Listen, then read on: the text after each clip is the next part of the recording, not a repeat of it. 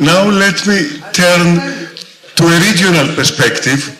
Mr. Gligorov, an expert on Balkans, will discuss the global shifts on power and its implication in the region.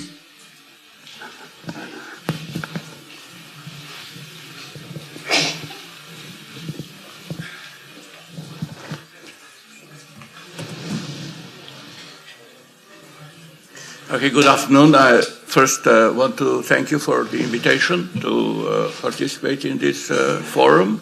I haven't been into Greece for a while, so that is very interesting.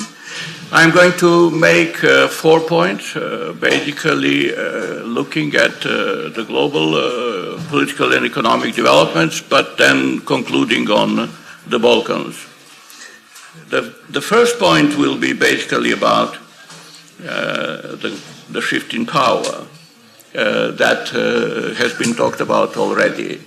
The way I see this is that if you look at all these security issues or political issues in the world, the really new and perhaps fast developing threat is actually the claim of Russia to redistribution of the world, of the balance of power. All these other issues that have been mentioned have been around for a long time. They are slow-moving type of problems. Some of them are not purely political but economic, so that they could be dealt in an easier manner. But the real new, I think, data or the new fact is that Russia has decided that NATO is an enemy, and the US has decided that Russia is a threat, and this is being challenged in a traditional place where it has always been challenged historically, and that is in Eastern Europe and most importantly in the Mediterranean. From the global perspective, the main risk. What is the aim? The aim is to redesign the way the international decision-making is made, and it essentially is an idea of the concert of the world, of few global powers that will essentially decide on the redistribution of the spheres of the interest. There is no doubt to my mind about that, because if you read the statements by the Russian Foreign Ministry and by Mr. Putin, that is clear. So that's one thing that I want to say. I think this is an interesting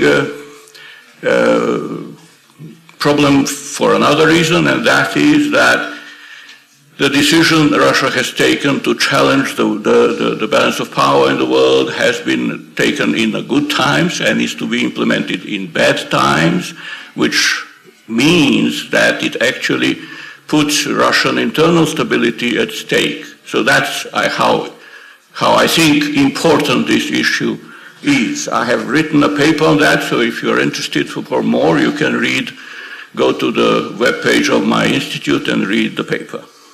The second point I want to make is about Europe. There is a significant risk, not a certainty, perhaps not a predominant risk, but a serious risk that EU will disintegrate, and Europe is disintegrating anyway. So the reason why this is so is that essentially the project that has kept EU essentially moving along, that's the project of ever closer union, meaning the prospect of things getting better and of strategy existing there. That project is essentially dead. So what keeps EU together is what is fundamentally anyway basic for EU, and that's the economic interests. free trade, so-called four freedoms, and for the countries that are member states, euro. So these are, as you can see, very, very basic interests that people have in EU, but they are being challenged by essentially nationalistic policy proposals throughout the Europe. It's not just Eastern Europe, it's not just Great Britain, it's basically on the rise all over the place. That is the reason why essentially not very big problems for Europe or the EU, like the immigration problem or fiscal issues, are so difficult to tackle. I disagree with people who say that this migration inflow is so terrible and difficult. In fact, for Europe, 5 or so million people or even more is not really a serious issue. The issue is that there is no way in which there will be an agreement who benefits or how to redistribute benefits and costs from that. And this is what is actually tearing the whole thing apart. Similarly, fiscal deficits or fiscal or public debts in Europe are not a terrible problem, but it is impossible to solve it in a rational manner because you have to redistribute the costs and there is no way in which agreement can be reached. So Europe is essentially at risk. Currently, I think the predominant view is still that economic integration is overall or on balance beneficial and that euro system is helpful, and that's what keeps the whole thing going. It's not clear how long it will last, assuming these types of risk emerge repeatedly, like what we've seen.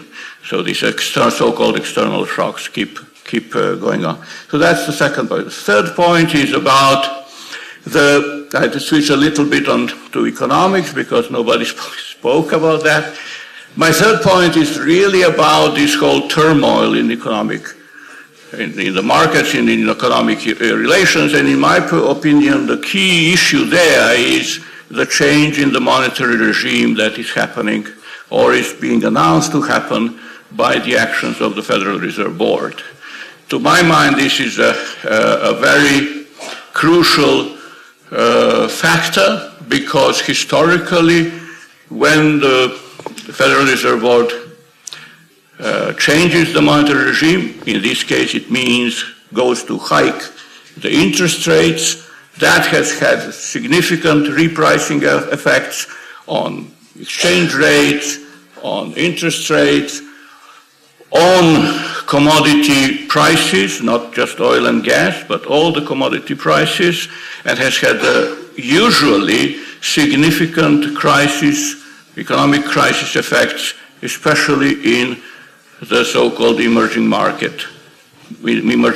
So that's, I think, a very serious economic threat and risk, and we see that through this fall in oil prices, in commodities prices, with exchange rate volatility, and with the decline in the stock exchanges. So this, I think, is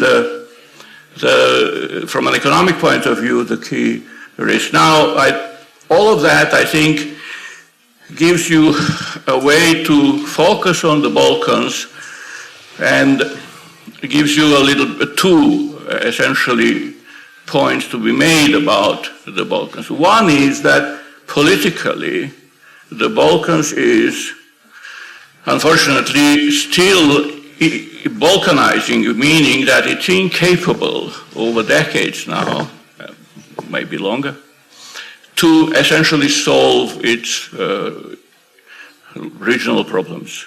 All the problems that we had 10 years ago are still around, 20 years ago are still around, 30 years ago possibly are around. So there is an incapability in the Balkans to deal with political issues that have been on the table for long. They are almost permanent. I don't want to go into examples, everybody knows them, so that's one issue. But the economic issue is that the Balkans have been hit very hard by the crisis and are emerging very slowly out of the crisis for many reasons, but the main reason is that the Balkans are a very low exporting region. If you look at, for instance, exports of Greece, a very large part of the problem that Greece has in this crisis and in this adjustment process in the last few years is the consequence of the fact that the tradable sector outside of tourism, but even if you include tourism, in Greece is very small. So what you need to think about when you talk about the Balkans is, in this very risky environment, economically and politically, the Balkans, with all these inherited regional Balkan political problems, the adjustment process has to go via, for a long time, suppressed consumption and growing investments to export. So you are talking about 10 years, possibly, of stagnating consumption as a share of GDP, so that you get, if you can build up the capacities in the tradable sector to ignite the growth. And that, I think, is the challenge, whether historically Balkans hasn't been good in meeting this challenge. So let's hope this time it will work. Thank you very much.